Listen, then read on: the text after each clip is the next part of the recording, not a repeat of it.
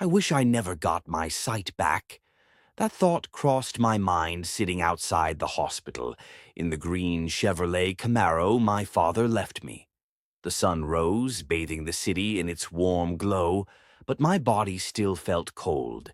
The smell of old leather and the hard steering wheel under my hand takes me back to just a few months ago when I drove it for the first time, right after I had my surgery for retinitis pigmentosa. To be clear, I hadn't lost my sight completely. I was just in the process of losing it. I've had the condition ever since I got glasses at the age of 8. Initially, I felt like a completely different person. Unrecognizable, like Superman, but just less super. 1 in 4,000 people have RP in the United States. I was just lucky enough to be the one. Doctors would say that RP leads to loss of vision over time.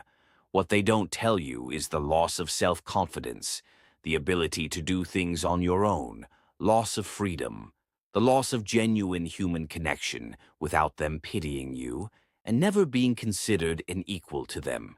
It's like when someone finds out about the condition. All of your accomplishments mean nothing, and all you are is the condition. Don't get me wrong, I know the effects it would have, the negative impacts and limitations it caused me. I could not see at night, drive, play sports, read books, and not do a million other things. But that's for me to decide what I can or cannot do. Over time, I had developed routines and methods to make life easier.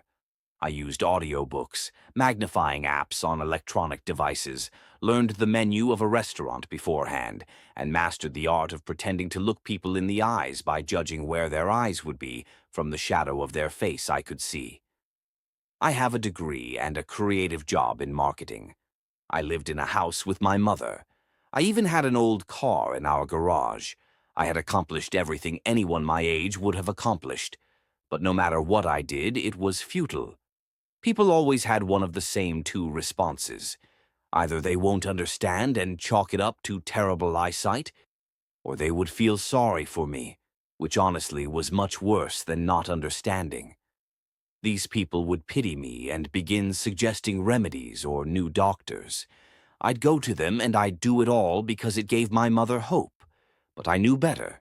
There was no cure. There was no hope. That is until a new treatment was announced in the spring of 2026. If it worked, then it could cure blindness. It would use an implant that was said to bypass the optic nerve and stimulate the area in the brain which formed images, therefore enabling us to see. I didn't believe in it at the start, maybe I didn't want to. But progress happened fast, and within a year, positive results began showing up in people. "Just think about it, Sam," my mother had said in her sweet, fragile voice. "The surgery's free and it has a good success rate. You'll be able to see properly again." I did think about it. I had accepted this as my life. I had accepted my condition, to live like this. But if I was being honest with myself, the desire remained. To see properly, to be free, to drive, read a book, and be treated like a normal person. The thought terrified me, but I could not unseen the yearning and clawing within me. God, I wanted to see. So I said yes to be one of the guinea pigs the treatment would be tested on. The surgery happened, and at the start of 2028, I got my sight back. My condition didn't fix all at once. At first, everything was a blur. In some ways, it was even worse now. A new sword kept dangling over my head. First, it was when my sight would go. Now it was, will I ever get it back? 6 months in, and I did get it back. It wasn't perfect by any stretch, but it was better. My blind spot began to close up, and it was like the images slowly began to improve. If I looked closely, I was able to see things. Like I was able to see that my mother looked a bit tired and thin, which wouldn't have been possible previously. I was also able to see my own face clearly, a much terrifying sight. I looked worse in real life than in my head. I didn't have a sharp jawline or high cheekbones. Instead, I had a round face with hazel eyes.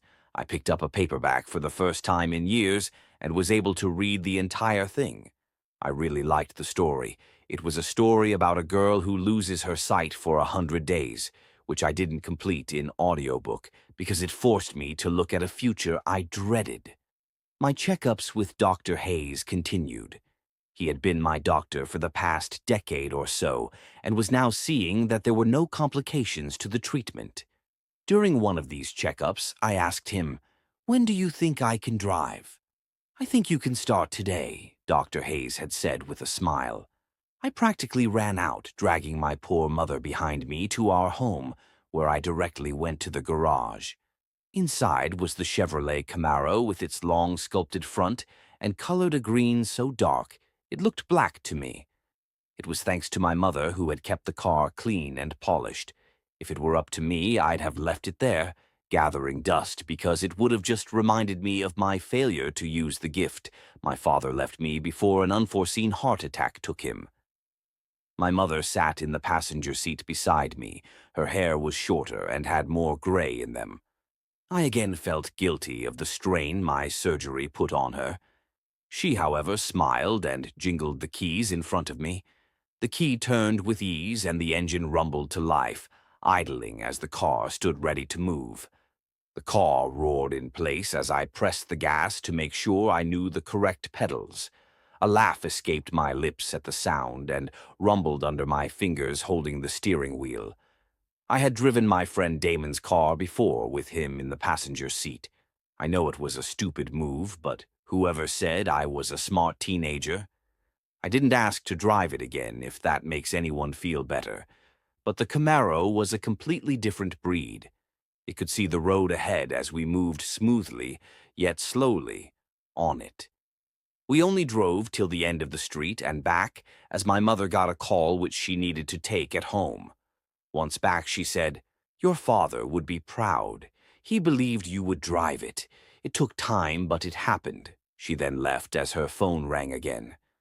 I caught her worried look, but then she was gone. I didn't follow her. My mother was like that. She told me things at her own time. I mean, it couldn't be as bad as the last time, but I didn't want to think about that, so I thought of what she just said. I couldn't help but think how it would have felt like driving the car with my father. I clenched my eyes tightly until I was sure I won't cry. When I opened them, they landed on something. It was old and worn, stuck right above where the windshield ended so that it would only be visible by the driver. It was a small old picture of my mother, smiling and young. Everything was going well until a week ago. I had another regular checkup, and Dr. Hayes called it a milestone, as I was able to read more than halfway through the chart. When I told my mother, she stood up shakily with a smile and took a step towards me. "That's great." But she stumbled and fell before completing her sentence. I was barely able to catch her limp body. Doctors and nurses took her away, leaving me unable to understand what happened. Later, the doctor, Mr. Williams, took me aside. "Mr. James, your mother has cancer." This wasn't really a shock to me. It was the worst news she had ever told me, but there was hope. The cancer was caught early, and the doctors were hopeful. We had saved up for the treatments. She had said she was going to them, and they were going well. "I know, but she was getting treatment done," I replied. "Not lately, she wasn't. June hadn't been coming for treatments for a couple of weeks now," Mr. Williams said. I ran out and sat in the car for hours. I couldn't stay in the hospital, couldn't see the tubes attached to my mother as she laid there unmoving. Her wrinkled and fragile face, I saw every detail I would have missed before. My mother remained under observation for the duration of the week, after which I was able to take her home. Back at home, she insisted on walking on her own. I couldn't look at her because of the guilt eating at me, and went to go to the kitchen to make some food when she stopped me. "What did the doctor tell you?" she asked. "That you haven't been going for your treatments." The words were pulled out of my mouth, then the question exploded. "Why?" My mother looked at me sadly and said, "I didn't want you to know I thought I could get the money." "We had the money. We saved up for months," I said, my fist clenched. "I had to give more than half away. I was doing well. I thought I had time to earn it back without you knowing, she said. A sinking feeling crept inside me. What do you mean you had to give it away? Your treatment, Sam. It wasn't free, she replied in a quiet voice. Her words seemed to travel through water. I couldn't move for a moment. Everything I felt was true. It was my fault she fainted. It was my fault she would die. It was all my fault. I was able to move when the words finally hit. My breath was coming in short rasps. My chest was ripping apart and tunnel vision returned. I didn't hear her walk toward me, but felt her hand on my shoulder. Heard her tell me that it was going to be okay. She was comforting me when she was going to die. She will die. My mum will die. And it will all be because of me. The pain was too much. How can a wound hurt so much without bleeding? I had to let it out. Without thinking, my body acted on its own, punching the wall hard. It hurt, but it didn't ease the pain. I punched again and again and again, until blood appeared on the wall, and still I pulled back for another one, but was stopped. Sam, stop! My mother had grabbed my hand. We both struggled, and I tripped back against the wall. My body sagged as I saw her tear-stricken face, and we both slid down. Don't, please don't, she cried, holding my hand which lay limply by my side, her head against my chest. I don't want to see you die, my voice cracked. I gulped and continued, eyes burning. Why did you do it? I was all right. I wanted you to live fully. I wanted you to see, and you did. You saw, you drove, you were happy. She broke down into sobs again, and I finally let the pain in my chest release as well. I don't know how long we stayed there. It was a while later that I put her to bed and slept on the couch in the corner. I knew she would do it again, but I won't give up. The next day I was in the garage with Damon, who was circling the Camaro. He started it and checked the engine before saying, "It's in decent condition, and I can get you a good price if you really want to sell it." "I do, as soon as possible," I replied. "Is everything okay? If you need money, then I can lend it to you," Damon said, concerned. There it was. Pity again. People doing things because they feel sorry for me. My mom, and now him. Look, I'm not asking you for your pity. I'm tired of people doing that for me, treating me less than. I don't want that. I won't have anyone else do things for me because they feel sorry for me, I exploded. Damon stayed quiet for a long moment, then said, "You think that's what it is? That I pitied you? Dude, if anything, I'm selfish. Seeing you live your life with your condition, it inspired me. I don't pity you, I respect you. Yeah, well, I didn't ask for you to, just like I didn't ask my mom to give her life up for me." I didn't know when I had started shouting, but now I had, and Damon was looking at me with that same pitiful expression he had in the past. "Don't look at me like that," I said, turning away. "Sam, I'm sorry about your mother," he said gently, putting a hand on my shoulder. "Is there nothing we can do?" "A debulking surgery is possible. It's not permanent, but it will get her more time, and if it goes well, then maybe—" I couldn't finish. The thought of her even surviving this hurt because it may not be true.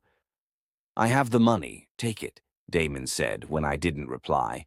He added, "Look, I know you have that pride thing, but we're friends. You can pay me later." I looked at him and I didn't see pity in his eyes. Was there ever? I didn't know. Looking away, I muttered, "Thanks." "No thanks between friends," Damon said, offering me a fist bump, which I returned with a wry smile. I think he was always like this. I just failed to look at it. There we were again. In the parking lot of the hospital, me and my mother. The difference was, this time she was going into surgery. I had to say something to her, but what? "Last time it was you. It feels so long ago," my mum said. "You've grown so much." "Sam, I want you to know I don't regret anything. I'll do it again if I had to. I don't want you to feel guilty about anything." "Too late for that," I said with a wry smile. I didn't believe the surgery would work for me, but you did, and so I believe that yours will work too. My eyes drifted to her picture of her. My father kept, and I asked, "Did you see this?" Yes, I'd forgotten about it. Your father said keeping the picture there kept him from speeding when he thought what he would be leaving behind if things went wrong. I looked at the picture for a moment and then carefully removed it, to the surprise of my mother. I'll probably also need someone to keep me in check, but this old picture won't do. We'll get a new one when you get out of surgery. Promise me, Mum. She gave a slight laugh and then said, I promise. It had been 3 days since the surgery. Mum was in the hospital as they were keeping her under observation. I stood outside her room, having just returned from my checkup with Dr. Hayes, which my mother forced me to go to. The doctor had told me that she was stable for now and I could visit her. Looking through the glass, I saw my mother propped up slightly on the bed. Tubes were attached to her, but there was no oxygen mask. She was waiting, and he knew why. I took a deep breath and stepped inside. My mother looked at me instantly and asked, "How'd it go with Dr. Hayes?" I stayed quiet for a minute. The thing is, I was still processing and didn't know what to say. Finally, I walked forward and sat on the chair beside her bed. "Sam," she asked, he said I don't need any more checkups," I said, not looking at her. "I don't understand," she said. "I read it all," I said, looking up at her, and continued as my voice shook. "Hayes says I'm all right." My mother opened her mouth, closed it, and then laughed and cried at the same time. Maybe it was seeing my mom laugh and express herself in a long time. Maybe it was saying it out loud. Everything hit me at once. The fear I had built up that my sight would fail, that my mom's surgery would fail. But both succeeded. My eyes burned and tears came as I held her hand. Both of us created a mess of noise until we could no longer. Everything wasn't all right. I knew there was still a long way to go. There was nothing certain about my mom's health or treatment, but she was alive today. She was laughing and crying with me, and I can see it all. I wish I can always see her like that.